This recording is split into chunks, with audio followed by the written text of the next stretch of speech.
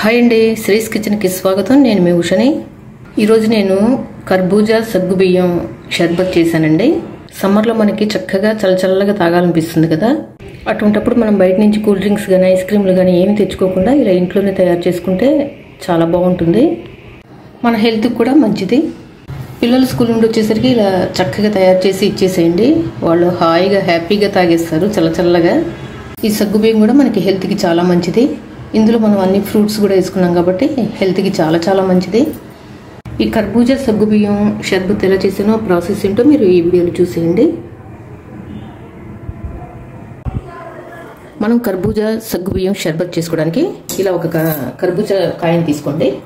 దాన్ని చక్కగా శుభ్రం కడిగేసేయండి. కడిగేసేసి ఇలా కట్ చేయండి. చూసారా ఎంత చక్కగా ఉందో, బాగుంది కాయ. లోనే ఈ గింజలన్నీ తీసేద్దాం. ఇప్పుడు ఇలా ఈ గిన్నెలన్నీ తీసేసిన తర్వాత దీన్ని నీట్గా ఇలా తీసేయండి. ఇలా ఒక మిక్సీ జార్లో వేసేసుకోండి. ఇదిగోండి, ఒక దాంట్లో ఇలా మొత్తం తీసేసి మిక్సీ జార్లో వేసేసుకోండి. ఇది మనం సన్నటి ముక్కలాగా కట్ చేసుకుందాం.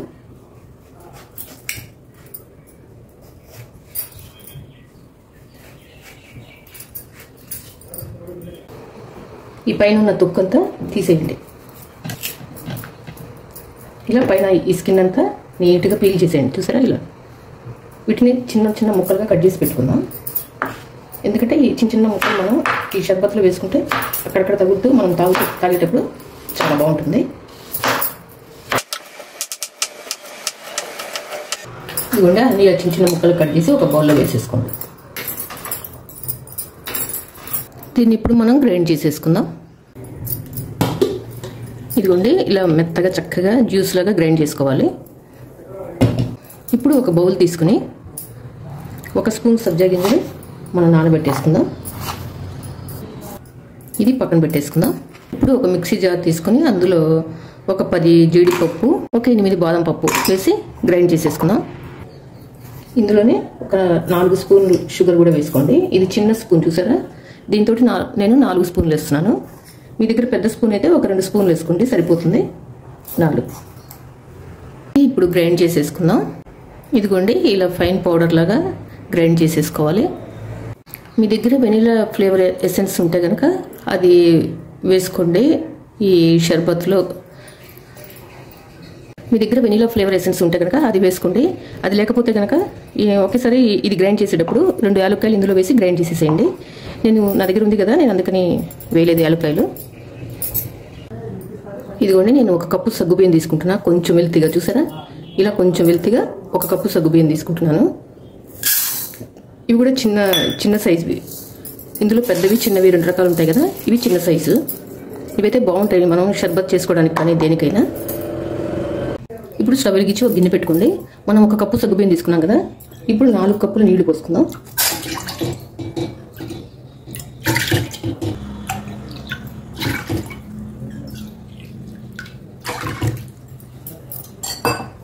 ఇలా 4 కప్పులు నీళ్లు పోసుకోవాలి ఈ గిన్నెలో. ఇందులో మనం ఇప్పుడు సగ్గుబియ్యం ఉడకపెట్టుకుందాం. ఇవి మరిగేటప్పుడు మనం అవి ఇందులో వేయాలి. ఈ లోపల ఇవి ఒకసారి కడిగేద్దామండి. సగ్గుబియ్యం ఇవి ముందుగా ఏం నానబెట్టుకునే పని లేదండి, ఎందుకంటే చిన్న సగ్గుబియ్యం కదా, అందుకని వెంటనే ఉడికిపోతాయి నీళ్ళల్లో. చూసారా, నీళ్ళు ఇలా మరిగేటప్పుడు ఇప్పుడు కొంచెం మీడియం ఫ్లేమ్లో పెట్టేసేసుకుని మనం కడిగి పెట్టుకున్నాం కదా ఈ సగ్గుబియ్యం, ఇవి ఇందులో వేసేద్దాం. తర్వాత కలుపుతూ ఉండండి, లేకపోతే అడుగంటేస్తుంది. చూసారా, ఇవి చక్కగా ఒక 5 మినిట్స్కే ఉడికిపోయినాయి. ట్రాన్స్పరెంట్గా ఎట్లా అయిపోయినాయి చూసారా, చూపిస్తా ఉండండి. మీరు ఇలా పట్టుకుని ఒకటి చూడండి.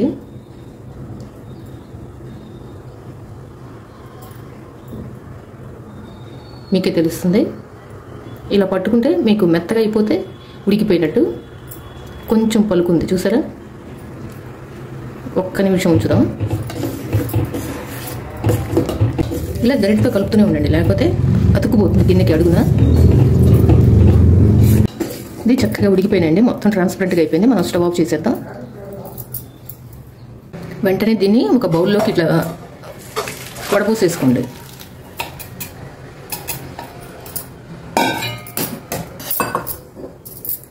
వీటిపైన చల్లటి నీళ్ళు పోయండి, లేకపోతే మరి మెత్తగా గుజ్జులాగా అయిపోతాయి.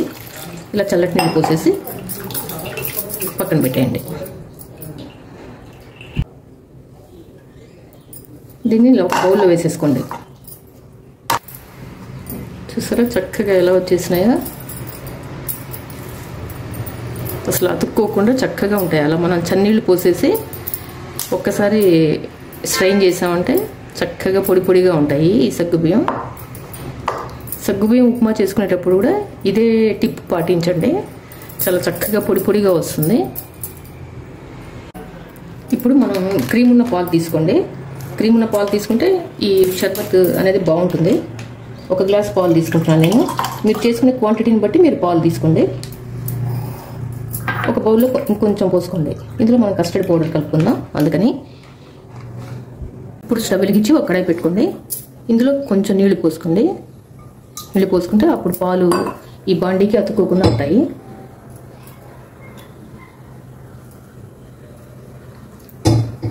ఈ నీళ్లు తీసేయండి. ఇలా బాండీ ఒకసారి కడిగేసేసి నీళ్ళతోటి ఇప్పుడు ఈ పాలు మనం ఇందులో పోసేసుకుందాం.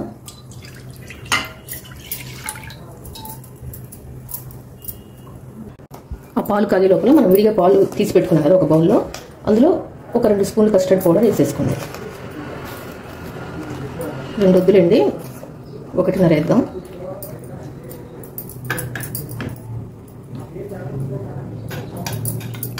ఇలా ఇది ఉండలు లేకుండా చక్కగా ఇందులో కలిపేసేయండి.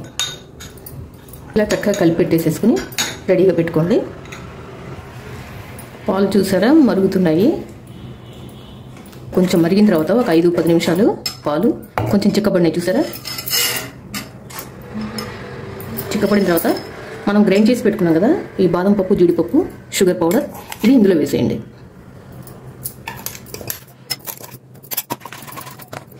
మనం కలిపి పెట్టుకున్నాం కదా కస్టర్డ్ పౌడర్ పాలు, ఇవి ఇందులో వేసేయండి. మీకు షుగర్ సరిపోయిందో లేదో ఒకసారి ఇప్పుడే చూసుకోండి. ఇందులో మనం జీడిపప్పు, బాదం పప్పు పౌడర్ వేసాం కదా, ఒక్కసారి అడుగంటుతుంది. సిమ్లో పెట్టుకోండి, స్టవ్ కలుపుతూ ఉండండి, లేకపోతే అడుగంటుతుంది. కస్టర్డ్ పౌడర్ పాలు కూడా వేసాం కదా, అడుగంటుతుంది, అందుకని కలుపుతూ ఉండండి. ఇప్పుడు ఇది మనం గ్రైండ్ చేసి పెట్టుకున్నాం కదా ఈ జ్యూస్ ఇందులో వేసేయండి, ఈ కర్బూజా జ్యూస్.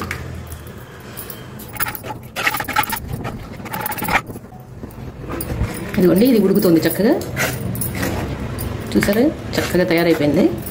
ఇప్పుడు ఇందులో మనం ఉడకబెట్టుకున్నాం కదా ఈ సగ్గుబియ్యం, ఇది ఇందులో వేసేద్దాం. మీకు ఎంత అవసరమో అంతే చూసి వేసుకోండి. చూసారా ఎంత బాగుందో చక్కగా. ఇప్పుడు ఇంకా స్టవ్ ఆఫ్ చేసేసేయండి.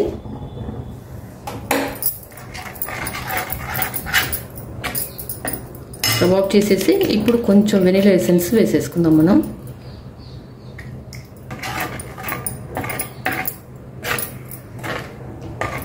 మీ దగ్గర వెనిలా ఎసెన్స్ లేకపోతే ఇలాచీ వేసేసుకోండి. ఇందాక చెప్పాను కదా నేను బాదం పప్పు, జీడిపప్పు గ్రైండ్ చేసుకునేటప్పుడు అందులోనే వేసి గ్రైండ్ చేసేసుకోండి. ఇది చల్లారిన తర్వాత ఒక బౌల్లో వేసేసుకుందాం మనం. అసలు ఎంత బాగుందో చూస్తుంటేనే తినేయాలనిపిస్తుంది. ఇది చల్లారిన తర్వాత ఇందులో ఏమేమి ఫ్రూట్స్ వేసుకోవాలనుకుంటున్నారో అవన్నీ వేసేసేయండి. ఇందులో కొన్ని యాపిల్ ముక్కలు వేసేద్దాం.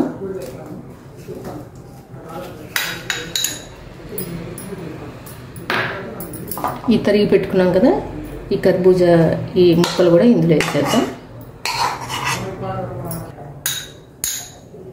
కొన్ని ఉంచుకోండి, గార్నిష్కి బాగుంటుంది.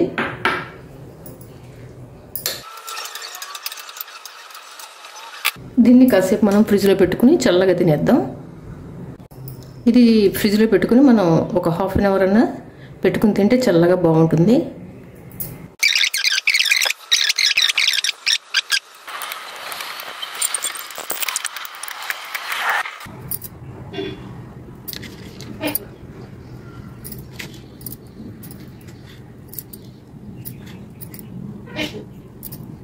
ఇంతేనండి, కర్బూజా సగ్గుబియ్యం షర్బత్ చేయడం అయిపోయింది. అసలు టేస్ట్ అయితే చాలా చాలా బాగుందండి. ఈవినింగ్ టైంలో మనం ఇలాంటివి చల్లచల్లగా తాగితే హాయిగా ఉంటుందండి.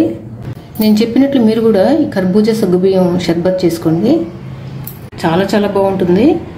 మీరు కూడా ట్రై చేసి ఎలా వచ్చిందో నాకు కమెంట్ సెక్షన్లో కమెంట్ చేయండి. ఈ వీడియో మీకు నచ్చినట్లయితే లైక్ చేయండి, షేర్ చేయండి మీ ఫ్రెండ్స్ అందరికీ, రిలేటివ్స్ అందరికీ. కొత్తగా నా ఛానల్ ఏమైనా చూసినట్లయితే తప్పకుండా సబ్స్క్రైబ్ చేసుకోండి. మరిన్ని ఇలాంటి హెల్తీ రెసిపీస్ కోసం నా ఛానల్ సబ్స్క్రైబ్ చేసుకోండి. Thanks for watching. బాయ్ అండి. చూసారా అసలు ఎంత బాగుందో? మీరు ఇంట్లో వాళ్ళకి చేసి పెట్టండి, అసలు గ్లాసులు తాగేస్తారు. అంత బాగుంటుంది ఇది.